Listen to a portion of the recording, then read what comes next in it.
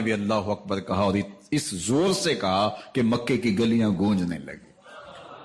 اب عمر ایمان لانے کے بعد حضور کی خدمت میں حاضر ہو کے عرض کرتے ہیں حضور کیا ہم حق پہ نہیں ہیں؟ فرمایا ہم حق پہ ہیں۔ کہ اللہ کا دین سچا نہیں ہے؟ فرمایا اللہ کا دین سچا ہے۔ کہا کہ آپ اللہ کے سچے نبی نہیں ہیں؟ فرمایا میں اللہ کا سچا نبی ہوں۔ تو فرمایا پھر ہم چھپ کے نماز کیوں پڑھیں؟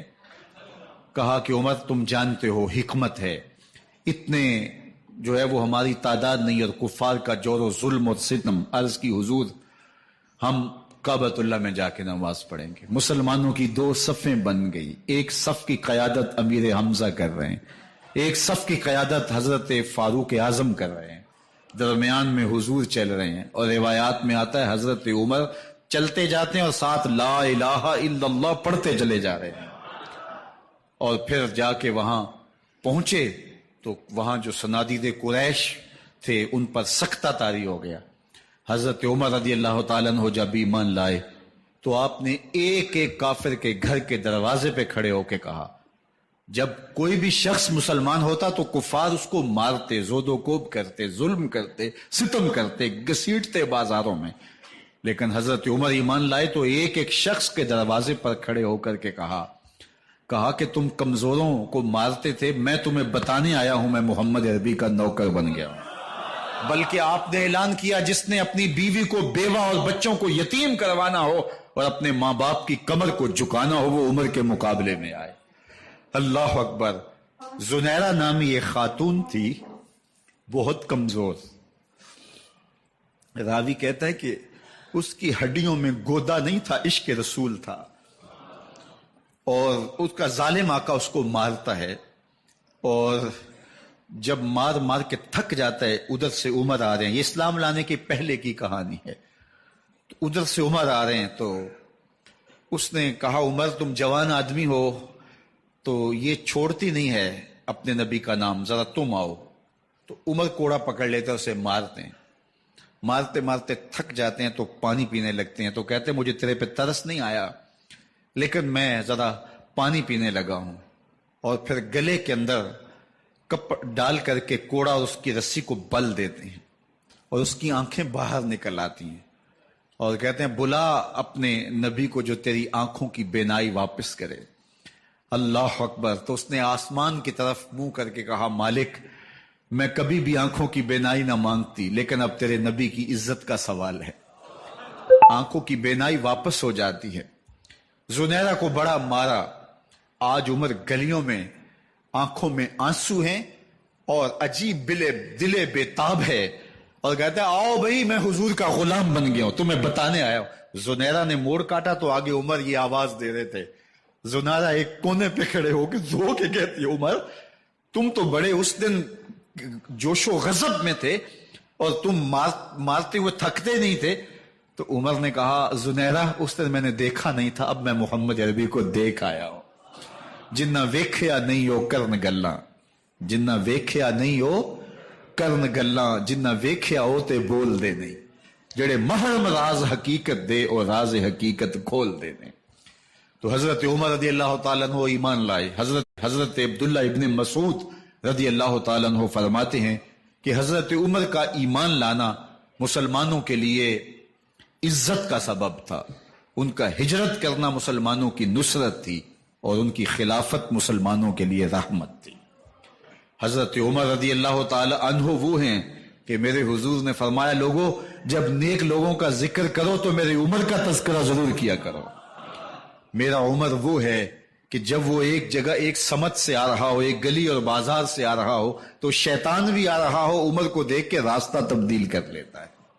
حضرت عمر رضی اللہ تعالی عنہ کی طبیعت کے اندر جو جاہ و جلال تھا، طبیعت کے اندر جو سختی تھی، وہ اسلام کے اندر آ کر بھی قائم رہی، اور آپ نے وہی سختی، وہی جاہ و جلال جو پہلے مسلمانوں کے خلاف تھا، اب کفار کے خلاف، منافقین کے خلاف حضرت عمر کی طبیعت کے اندر وہ جوش و خروش بدستور موجود رہا۔ لیکن جس دن آپ خلیفہ بنے تو اس دن آپ نے ممبر پہ چڑھ کے جو خطبہ دیا اس میں کہا لوگوں میں سخت اس لیے تھا کہ رسول اللہ نرم تھے، پھر میں سخت اس لیے تھا کہ حضرت ابوبکر صدیق نرم تھے، اب میں تخت خلافت پہ بیٹھا ہوں اب میری سختی جو ہے وہ نرمی میں تبدیل ہو گئی. صرف فاسقوں، فاجروں اور باغیوں کے لیے میں سخت ہوں، باقی تمہارے لیے نرم ہوں. سب سے کم جو تنخواہ بیت المال سے اگر کسی وجود نے لی ہے تو وہ حضرت عمر رضی اللہ تعالیٰ عنہ نے لی ہے. صرف 2 جوڑے لیتے تھے سال میں، اور راوی کہتا ہے کہ میں نے دیکھا ہے کہ اس میں بھی 17 پیوند لگے ہوتے تھے. حضرت عمر رضی اللہ تعالیٰ عنہ کا طرز زندگی، آپ کا انداز معاشرت اور آپ کا انداز خلافت، ہر لمحہ آپ کی زندگی کا اٹھا کے دیکھیے کتنی مرتبہ قرآن حضرت عمر کی رائے کے مطابق نازل ہوا ہے. اللہ تعالیٰ جل شانہ نے ان کو صاحب الہام بنایا تھا. ہر امت میں کوئی صاحب الہام ہوتا ہے، حضور کی امت کا صاحب الہام حضرت عمر رضی اللہ تعالیٰ عنہ، اور آقا کریم نے انہیں اپنا وزیر قرار دیا. فرمایا میرے 2 وزیر آسمانوں میں ہیں، 2 وزیر زمینوں میں ہیں.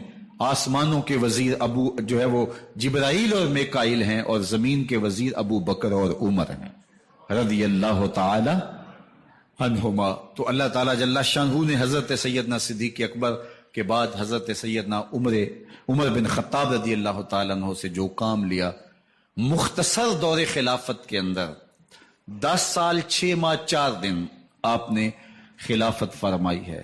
لیکن کہاں سے چلے اور یہاں مکران تک، بلوچستان کا حصہ ہے، یہاں تک آپ کے سلطنت کی حدود وسیع ہوئی.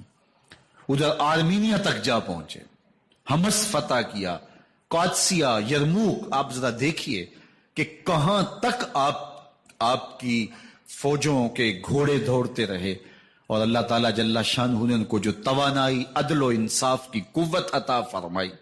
اللہ اکبر. جب زمین پہ عدل کیا ہو تو زمین بھی حکم مانتی ہے، اور حضرت عمر وہ تھے جن کا حکم ہوائیں بھی مانتی تھی، زمین بھی مانتی تھی، جن کا حکم جو ہے وہ آگ بھی تسلیم کرتی تھی، اور دریا بھی ان کا حکم مانا کرتے تھے.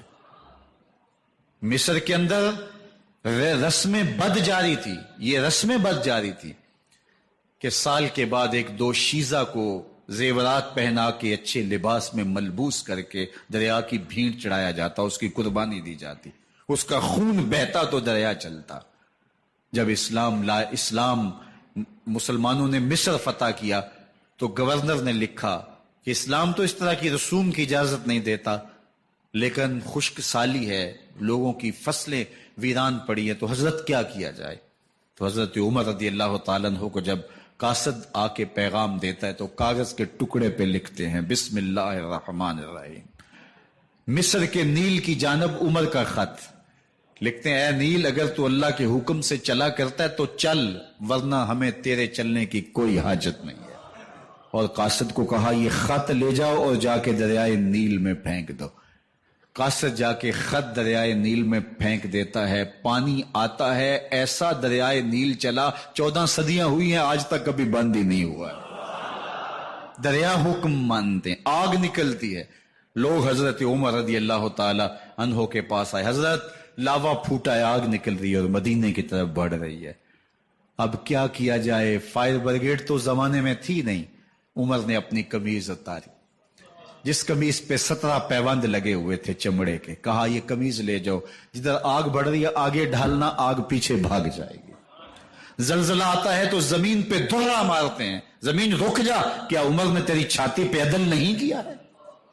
تو یہ عمر ہیں رضی اللہ تعالی عنہ کہ جن کے انصاف کی وجہ سے، جن کے عدل کی وجہ سے اللہ تعالیٰ کی رحمات اور اس کی برکات کا نزول ہوتا تھا، اور اللہ تعالیٰ نے مسلمانوں کو وہ آبرومند حکومت دی. کائنات کی تاریخ کے اندر ایسی حکومت آپ نے نہیں دیکھی ہوگی جو حضرت عمر نے حکومت کی ہے. اللہ اکبر. فرمایا فرات کے کنارے پہ ایک کتا بھی پیاسا مر گیا تو اس کا حساب بھی عمر سے ہوگا. جب اتنے علاقے فتح ہو گئے تو ایک دن حضرت عمر بیٹھ کے رو رہے تھے، تو کسی نے کہا حضرت رو کیوں رہے ہیں؟ فرمایا کہ میں اس لیے رو رہا ہوں کہ فلاں پل سے بکریاں گزری ہیں، تو پل کے اندر شکستگی تھی، ٹوٹا ہوا تھا پل درمیان میں کچھ، اس میں ایک بکری کی ٹانگ ٹوٹ گئی ہے، تو میں ڈرتا ہوں کہیں اس کا حساب نہ لیا جائے، کہ میرا رب یہ نہ پوچھے کہ عمر تو نے پل صحیح تعمیر نہیں کروائے تھے کہ ایک بکری کی ٹانگ کیوں ٹوٹی ہے. یہ ہیں حضرت عمر رضی اللہ تعالی عنہ. اللہ اکبر. حضرت سیدنا عمر رضی اللہ تعالیٰ